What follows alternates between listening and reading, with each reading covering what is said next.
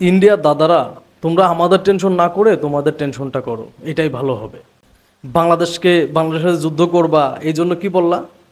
বাংলাদেশের সাথে যুদ্ধ করবা, প্রস্তুত হও, সেনাবাহিনীদের নির্দেশ দিলা। মণিপুরে কি অবস্থা? এটা কি বাংলাদেশ করছে? করে নাই। ডক্টর ইউনূস সাহেব করছে? করে নাই। এটা হচ্ছে প্রকৃতির খেলা, এটা মাথায় রাখতে হবে। এই তোমাকে জাস্ট প্রকৃতি একটা উদাহরণ দিল যে তুমি যদি বাংলাদেশে বিশৃঙ্খলা সৃষ্টি করার চেষ্টা করো, তাহলে সেভেন সিস্টারে বাংলাদেশ যদি একটু উস্কানি দেয়, তাহলে তোমার সেভেন সিস্টার আলাদা হয়ে যাবে। আর আমি পশ্চিমবঙ্গের কিছু দাদাদের কথা বলতে চাই। আমি গতকালকে যে ভিডিওটা দিয়েছিলাম, বলছিলাম যে বাংলাদেশে যদি ইন্ডিয়া হামলা করতে চায়, সেক্ষেত্রে পাকিস্তান বসে থাকবে না।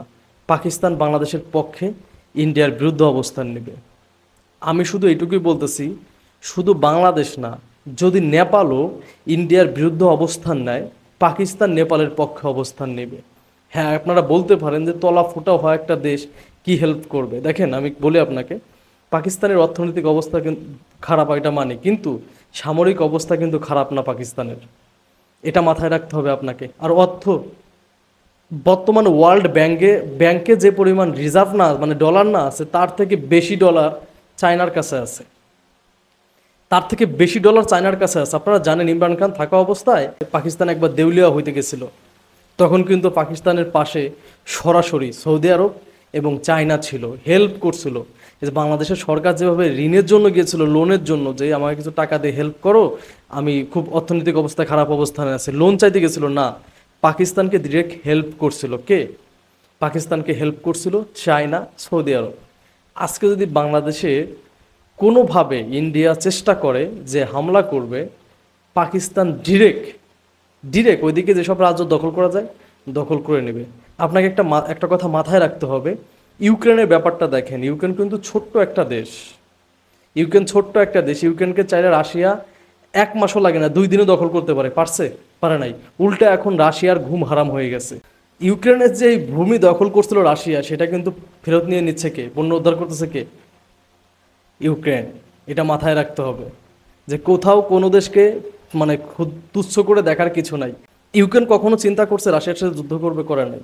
কিন্তু এই যে এই মুহূর্তে না, ইউক্রেনকে সব কিছু দিয়ে হেল্প করতেছে কে? বলেন, সব কিছু দিয়ে হেল্প করতেছে কে? এই জন্য এই যে গাজা, ইসরায়েল চাইলে যে কোনো সময় দখল করে নিতে পারে না, পারতেছে না কেন? কারণ পৃথিবীর বিভিন্ন দেশ গাজার পক্ষে আছে।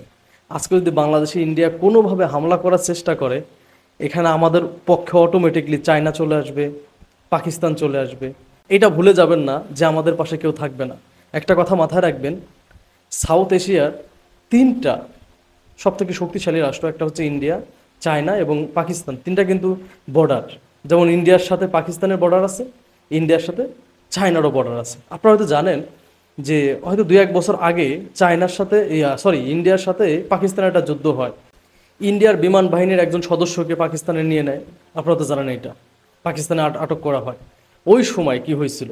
ওই সময় যুদ্ধ লাগছে হচ্ছে পাকিস্তান আর ইন্ডিয়া। ওই সাইড দিয়ে চায়না কিন্তু 84 কিলোমিটার জায়গা দখল করে নিয়েছিল। এটা আপনারা জানেন অনেকে।